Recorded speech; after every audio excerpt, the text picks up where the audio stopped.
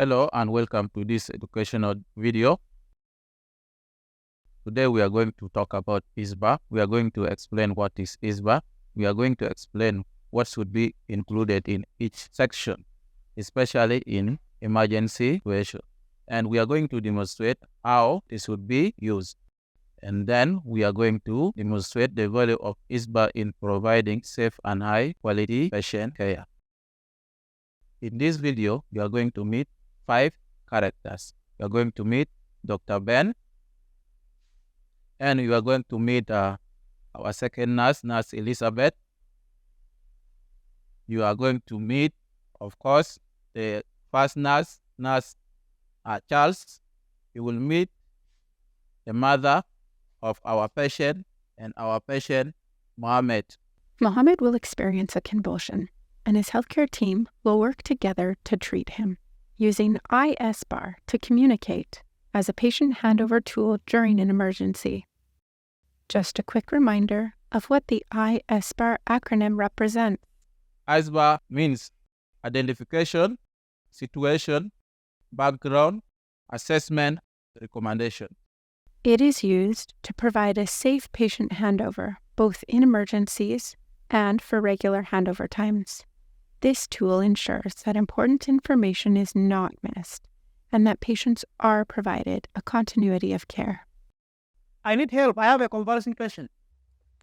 Okay, Charles, how can I help you? Please take the blood glucose and I'll be applying the oxygen. I also assess the vital signs. Okay.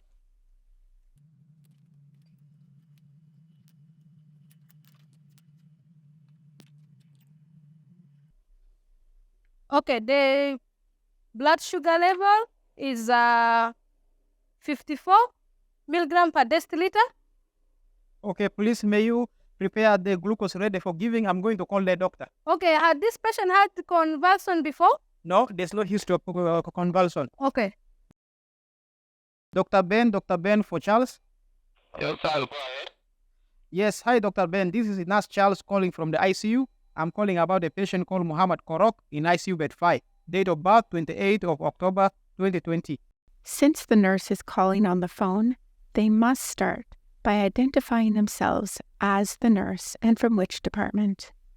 They will then describe who the patient is using their full name, because many patients have similar names, their location, and age or date of birth.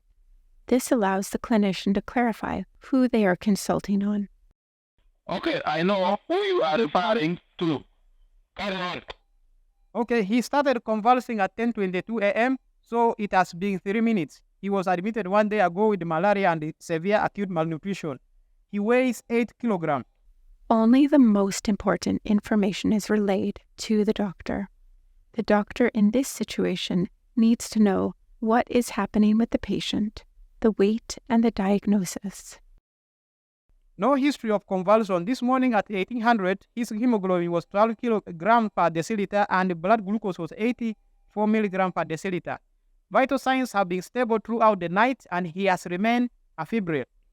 The nurse tells the doctor the background they need to know about the patient to address the emergency. For this patient, that includes any previous convulsions, lab results, and the vital sign trends.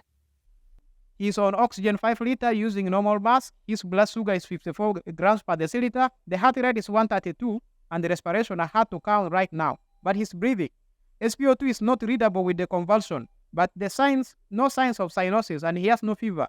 His auxiliary temperature is 36.7. The nurse needs to relay the most important assessment findings.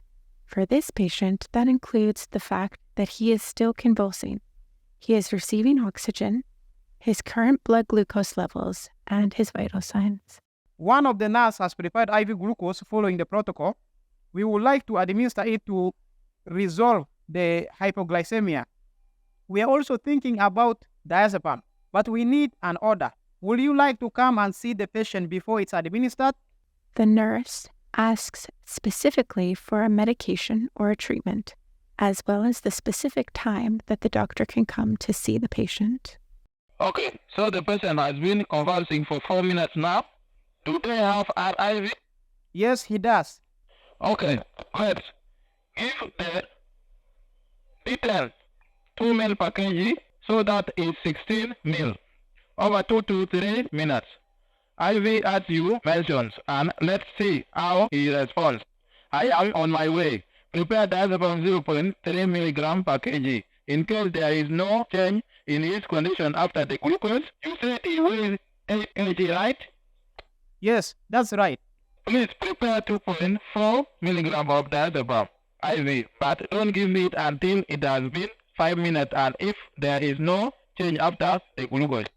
Okay, we will give 16 ml of D10 and we will prepare 2.4 milligram of diazepam IV, but we will wait and see if he improves after the dextrose or after the 5 minutes of convulsion. How long will you be? I am on my way now. Maybe 3 more minutes. Call back if you have concerns. Okay, thank you. Remember, ISBAR, known as the ISBAR tool, is created to improve patient handovers and to ensure that team members don't miss essential information. This is just one example of how ISBAR can be used. It's not perfect, but we're all trying our best, just like you.